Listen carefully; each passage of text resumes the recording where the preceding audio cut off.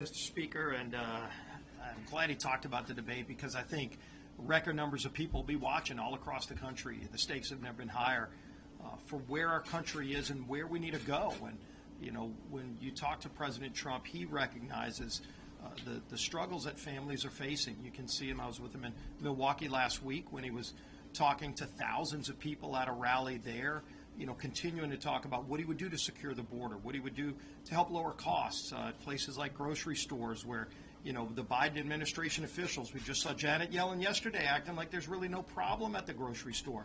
Tell that to the families who are living paycheck to paycheck and who can't afford to fill up their car with food because things cost so much more under Joe Biden. They surely can't afford to fill up their car with gasoline because of the higher price of gasoline at the pump because of Joe Biden's bad policies. I mean, this is affecting real people.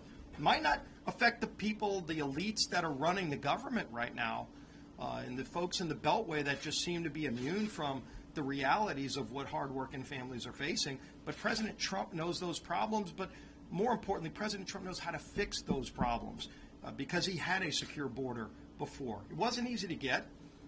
You know, you can all research the story of Remain in Mexico, a very effective policy that President Trump negotiated with Mexico, who was reluctant to go there initially, but ultimately figured out a way to finally sign that agreement.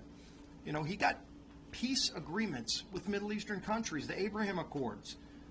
President Trump helped negotiate those agreements. Today, the Middle East is on fire. The rest of the world is on fire because of Biden's failed policies. So I think it's going to be a robust discussion about how to fix those problems.